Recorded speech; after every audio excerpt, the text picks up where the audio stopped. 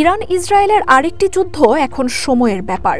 New York টাইমসের এক প্রতিবেদনে উঠে এসেছে এমন শঙ্কা। গণমাধ্যমটি বলছে, হাজার হাজার মিসাইল তৈরির কাজ চলছে ইরানে। পরমাণু অস্ত্রের জন্য ইউরেনিয়ামের মজুদও বাড়ছে দ্রুত গতিতে। রবিবার প্রকাশিত প্রতিবেদনে বলা হয়, গত জুনে দুই দেশের 12 দিনের যুদ্ধ ইরানের পরমাণু কর্মসূচির হুমকি ঠেকাতে ব্যর্থ হয়েছে। মধ্যপ্রাচ্য বিশ্লেষকরা বলছেন, তেহরানের পরমাণু সমৃদ্ধকরণ স্থাপনাগুলোতে ইসরায়েল আমেরিকার হামলা তেমন কোনো ক্ষতি করতে পারেনি, আর তাই দুটি দেশই নতুন সংঘাতের প্রস্তুতি নিচ্ছে পুরোদমে। নিউ ইয়র্ক টাইমসের রিপোর্টে বলা হয়েছে, ইরানের হাতে 11টি পরমাণু অস্ত্র তৈরির মতো পর্যাপ্ত পরিশোধিত ইউরেনিয়াম রয়েছে। সেগুলো হয়তো ধ্বংসস্তূপের নিচে চাপা পড়ে আছে, অথবা হামলার আগেই রেভলিউশনারি গার্ড সেসব সরিয়ে নিয়েছে।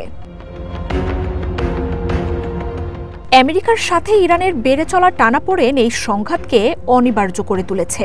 জুনে হামলার আগে তেহরান ওয়াশিংটনের মধ্যে 5 দফা বৈঠক হয়। এরপর আমেরিকার পক্ষ থেকে আবারও আলোচনায় বসার আহ্বান, হুমকি দেয়া হলেও আয়াতুল্লাহ খামেনির প্রশাসনের পক্ষ থেকে সাড়া মিলছে না। পশ্চিমা গোয়েন্দা সূত্রগুলো বলছে, নতুন একটি সমৃদ্ধকরণ কেন্দ্রে ইরানের তৎপরতা চলছে জোরে সোরে। সেখানে আন্তর্জাতিক কোনো পরিদর্শকও ঢুকতে দেওয়া হচ্ছে না। তাই ইসরায়েলের আরেকটি হামলা অবশ্যম্ভাবী হয়ে উঠেছে। সম্ভাব্য যুদ্ধের প্রস্তুতি হিসেবে মিসাইল উৎপাদন ব্যাপক বাড়িয়েছে ইরান। সময়ের সাথে পাল্লা দিয়ে কাজ চালাচ্ছে দেশটি। এর আগে 12 দিনে তেল আবিবে 500-র বেশি মিসাইল ছোড়া হয় বলে জানিয়েছে গণমাধ্যমটি। তবে ইসরায়েলের প্রতিরক্ষা গুড়িয়ে দিতে পরবর্তী সংঘাতে একসাথে 2000 মিসাইল ছোড়ার সক্ষমতা অর্জন করতে চায় তেহরান। একই লক্ষ্যে কাজ করছে ইসরায়েলও। আগের যুদ্ধে অসমাপ্ত কাজ শেষ করতে মরিয়া নেতানিয়াহুর সরকার। קודם כל אני שמח לארח פה בקריית גת את ידידינו האמריקנים. הם עובדים יחד איתנו על תוכנית להשיג עזה אחרת. עזה שלא תהווה איום על ישראל יותר. নিউ ইয়র্ক টাইমস জানাচ্ছে, আমেরিকার সাথে আলোচনা পুনরায় শুরু নিয়ে ইরানের সর্বোচ্চ পর্যায়ে কিছুটা বিভেদ রয়েছে।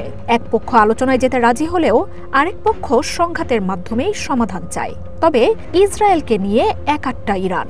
তেল আবিবের সাথে যে আরেকটি যুদ্ধ অনিবার্য, তা নিয়ে সন্দেহ নেই কারো মধ্যেই।